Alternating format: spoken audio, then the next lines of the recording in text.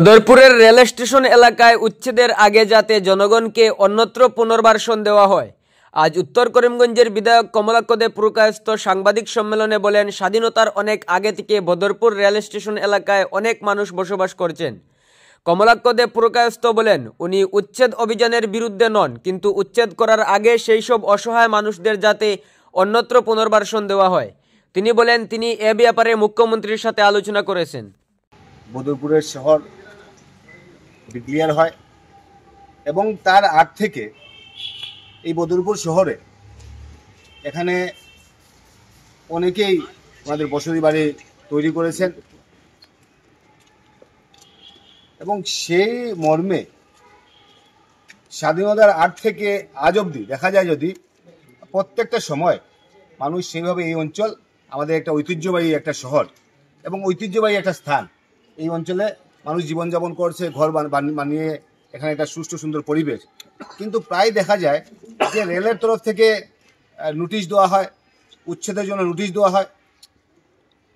কিছুদিন আগে নোটিশ দেওয়া হয়েছিল, বছরখানেক আগে। এখন একটা নোটিশ দেওয়া হয়েছে 11 তারিখ যোগাযোগ করার জন্য। তো সেই মর্মে মাননীয় মুখ্যমন্ত্রীর সঙ্গে আমি দেখা করি এবং যোগাযোগ করার পর মুখ্যমন্ত্রী মহোদয় লিখিতভাবে ডিসিকে নির্দেশ দিয়েছেন যে সার্ভে করে যে আমাদের একটাই কথা যে ওনাদের উচ্ছেদ হবে, উচ্ছেদের আগে অন্যত্র ওদের জায়গা দেওয়া হোক, 1 নম্বর কথা। 2 নম্বর কথা হচ্ছে গিয়ে রেলের আনইউজ জায়গা 2 কিলোমিটার 3 কিলোমিটার ভিতরের জায়গা, যে জায়গায় জীবনে রেলের কোনো কাজে আসবে না এবং অনেক জায়গা পাট্টালেন, অনেক জায়গায় দাগ নাম্বারও আছে, কিন্তু দেখা যায় যে কিছু কিছু সময় হয়তো বা রেল সেই জায়গায় নোটিশ দিয়ে থাকে। তো সেই ব্যাপারে একটা থরো একটা সার্ভে হোক, একটা ডিসিকে পাঠিয়ে আমি ডিসিকে বললাম, উনি বললেন যে উনি নিজেই যাবেন। উনি যাওয়ার পর একটা থরো একটা সার্ভে হোক এবং এই মানুষদের পার্মানেন্ট একটা সেটেল আপ হোক। প্রায় ওনাদের ভয়ে দিন কাটাতে হয়, হঠাৎ কোনো সময় নোটিশ চলে আসবে, হঠাৎ উচ্ছেদের ভয়।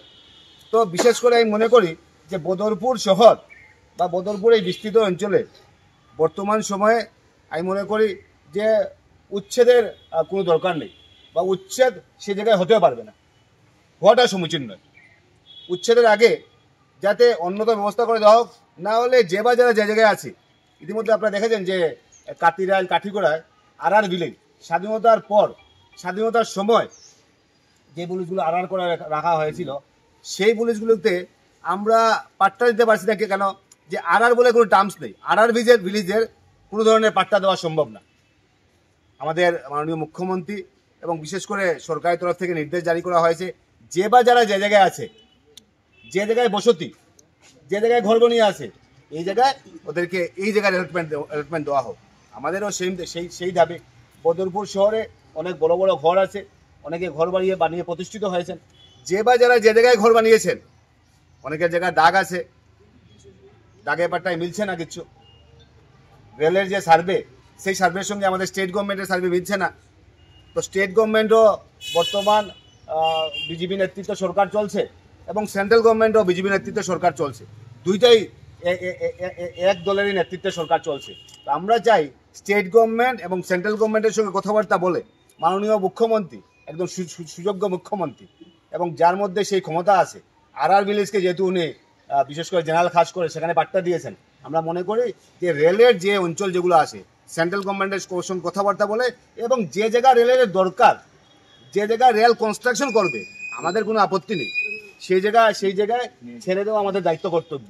কিন্তু যে জায়গায় রেল কোনোদিনই কনস্ট্রাকশন করবে না, যে জায়গায় রেলের কোনোদিনই দরকার নেই, যে জায়গায় আমাদের দাগ নাম্বার আছে, যে জায়গায় আমাদের হয়তো বা বিশেষ করে আমাদের সেটা আসাম গভর্নমেন্টের জায়গা, সেই জায়গায় সার্ভে না করে সেখানে নোটিশ দেওয়াটা, সেটা আমরা মেনে নিতে পারি না এবং সেই যদি উচ্ছেদ হয় সেটা ভয়ঙ্কর হবে। তাই উচ্ছেদের কোনো দরকার নেই। কথাবার্তার মাধ্যমে স্টেট গভর্নমেন্ট এবং সেন্ট্রাল গভর্নমেন্টের কথাবার্তার মাধ্যমে মুখ্যমন্ত্রী দৃষ্টি আকর্ষণ করেছে সামনের দিন এই মানুষগুলো যাতে পার্মানেন্ট সেটেল আপ হয় এবং পার্মানেন্টলি যাতে বদরপুরের সমস্যা যাতে সমাধান হয়, তার জন্য আজকে জেলা শাসকের সঙ্গে আমরা দেখা করি এবং মাননীয় মুখ্যমন্ত্রী যে চিঠি দিয়েছেন সেই চিঠিটা আমরা জেলা শাসককে দিই। উনি আমাদেরকে আশ্বস্ত করেছেন উনি ব্যক্তিগতভাবে সেখানে যাবেন এবং সেখানে গিয়ে যাতে সবার সঙ্গে কথাবার্তা বলে যেভাবে হোক সেই সমস্যা যাতে সমাধান করা যায় তার জন্য নিশ্চয়ই তৎপরতা নেবেন। আমি ধন্যবাদ জ্ঞাপন করেছি মাননীয় মুখ্যমন্ত্রী। প্রায় 15,000 টোটাল 15,000 নোটিশ দিয়ে